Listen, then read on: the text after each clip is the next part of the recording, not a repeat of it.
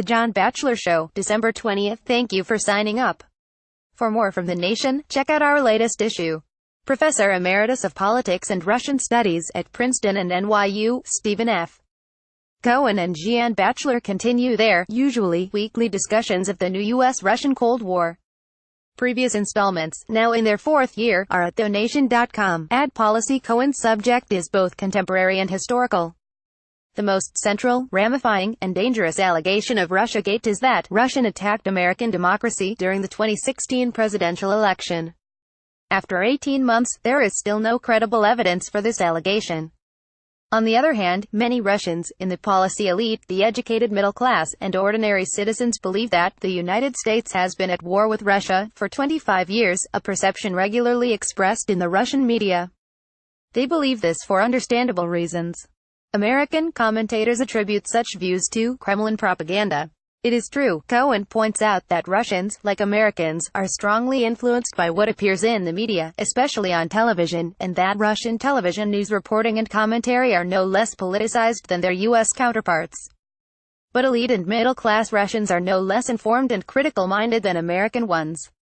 Indeed, they have more access to daily American news and opinions, from cable and satellite TV, U.S.-funded Russian-language broadcasts and Internet sites, and from Russian sites, such as inismi.ru, that translate scores of American media articles into Russian daily, than most Americans have to Russian media.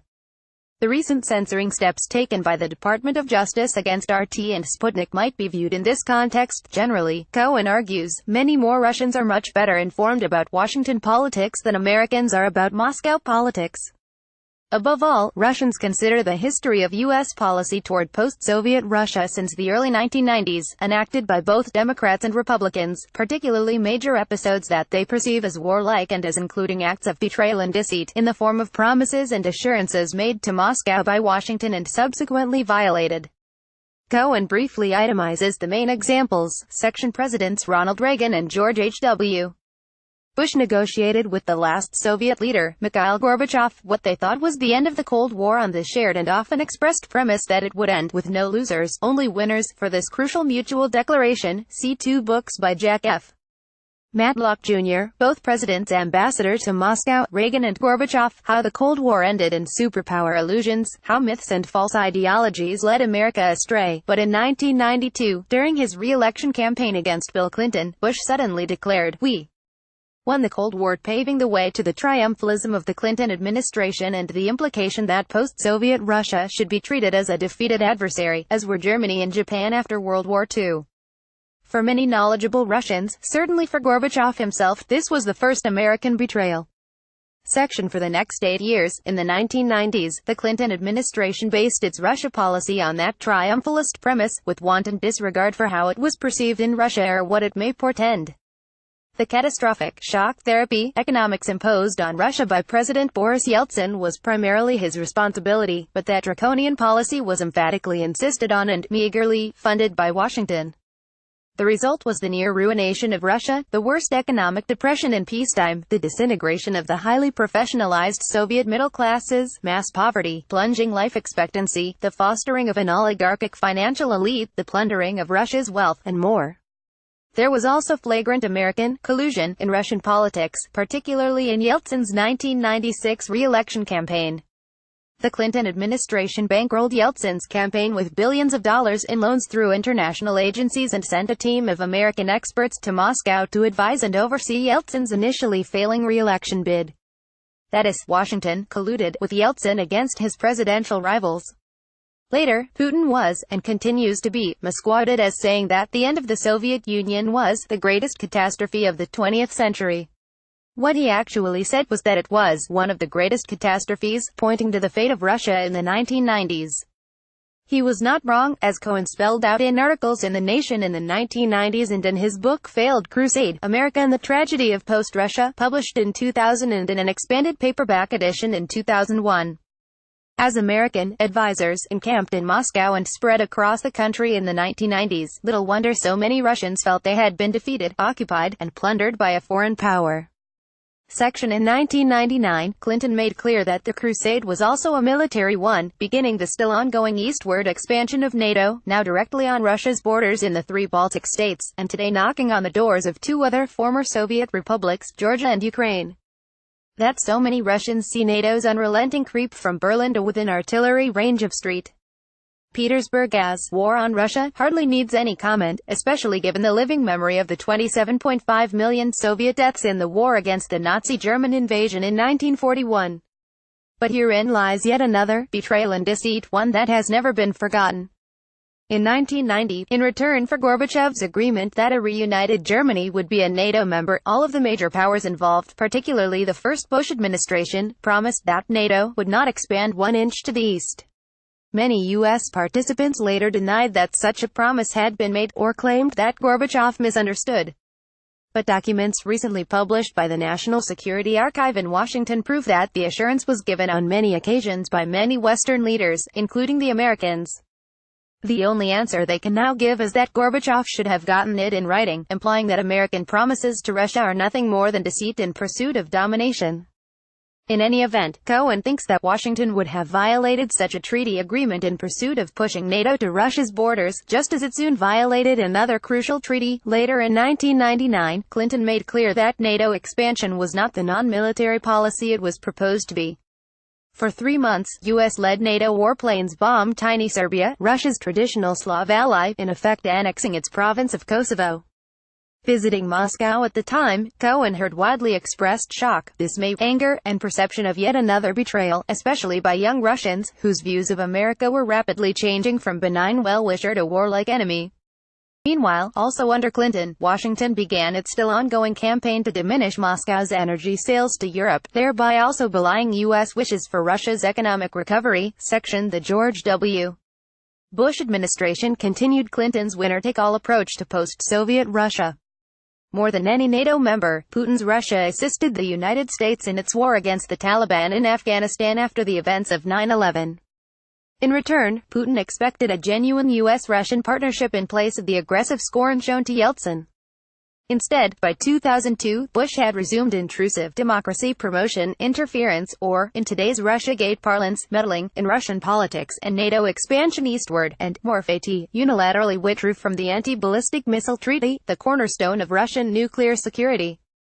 That led to the ongoing process of bringing Russia with anti-missile installations, now formally a NATO project, on land and sea. In 2008, Bush tried to fast-track Georgia and Ukraine into NATO. Though vetoed by Germany and France, the NATO summit that same year promised both former Soviet republics eventual membership. Hardly unrelated, in August, Georgian President Mikhail Saakashvili, a Washington protege, launched a sudden military assault on the Russian protectorate of South Ossetia, inside Georgia, killing a number of Russian citizens. The Kremlin intervened, winning what was the first U.S.-Russian proxy war on its borders and foreshadowing today's proxy war in eastern Ukraine. Section President Obama came to office promising a new era of American diplomacy, but his approach to Russia was no different, and was arguably even more militarized and intrusive than his predecessors. During the short-lived reset of relations with the Kremlin, then under President Dmitry Medvedev, Obama's vice president, Joseph Biden, told a Moscow public audience, and then Putin himself, that Putin should not return to the presidency. In effect, Obama and Biden were trying to collude, however ineptly, with their imagined partner Medvedev against Putin, in addition to other U.S. meddling underway. The administration, particularly Secretary of State Hillary Clinton, stepped up democracy promotion by commenting critically on the Russian parliamentary and presidential elections that followed. By 2011, the administration felt free to betray its own chosen Russian partner, Medvedev, breaking its promise not to use a UN Security Council resolution in order to depose Libyan leader Gaddafi, who was tracked by U.S. NATO warplanes and murdered in the streets. Meanwhile, Obama, like his predecessors, pushed NATO expansion ever closer to Russia, eventually to its borders. Section Given this history, the fateful events in Kiev in 2014 seem almost inevitable. For the anti-Russian NATO expansionists in Washington, Ukraine had always been the biggest prize in the march from Berlin to Russia, as Karl Gershman, head of the official U.S. regime change institution, the National Endowment for Democracy, candidly stated, and indeed as was clear from American involvement in Ukraine's earlier Orange Revolution in 2004-05. though the European Union Partnership Agreement offered to Ukrainian President Viktor Yanukovych in 2013 is unfailingly presented as a purely economic and civilizational choice, it determinedly excluded Russia as a mutual trading partner while including military and security provisions binding Kiev to NATO policy. Yanukovych's overthrow by what was essentially a planned street coup in February 2014, accompanied by a demonstrative U.S. presence on Maidan Square, led to the highly militarized new Cold War that now so endangers American and international security. Here too there was a broken U.S. promise. Obama assured Putin that he supported the truce between Yanukovych and the street protesters brokered by 3 EU foreign ministers. Within hours, the protesters headed toward Yanukovych's official residence, and he fled, yielding to the U.S.-backed ferociously anti-Russian regime now in power and to the U.S.-Russian proxy war in eastern Ukraine. Certainly, Obama did not prefer real diplomacy with Russia. Repeatedly he refused, or stepped back from, Moscow's offers of cooperation against ISIS in Syria, until finally Putin acted on his own in September 2015. Typically, Obama left office by imposing new sanctions, essentially economic warfare, on Russia, this time for the alleged but unproved allegations of Russiagate. The sanctions included an unprecedented and reckless threat of covert cyber attacks on Russia.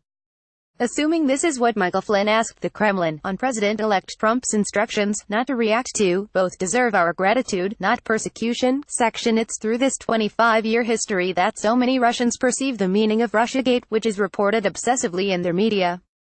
For them, an American presidential candidate, and then President, Donald Trump, suddenly appeared proposing to end the U.S. war against Russia for the sake of cooperation with Russia. The fictions of Russiagate. Russians have seen multitudes of American contacts with their officials, oligarchs, politicians, wheeler-dealers, and ordinary citizens ever since the Soviet Union ended, are designed to prevent Trump from ending the long war against Russia. When influential American media outlets denounce as treasonous Trump's diplomacy with Putin regarding Syria and terrorism, for example, Russians see confirmation of their perceptions. Section Cohen concludes by letting Americans themselves decide whether this Russian perception of U.S. policy is correct or not. Put another way, whether Putin really is the aggressor, presented almost unanimously by the American political media establishment, or a Kremlin leader reacting to a decades-long American war against Russia. Perceptions are at the core of politics, and even if Russians misperceive American intentions, has Washington given them cause to do so? In any case, when a nation-state perceives itself to be under attack, especially a nation with Russia's history, relations with it become ever more dangerous. There is, Cohen adds, one anomaly. Putin, almost alone among high Russian officials, rarely, if ever, speaks of an American war against Russia. Dare we call this statesmanship? Especially in the context of bellicose statements issued almost daily by the U.S. Congress and main media.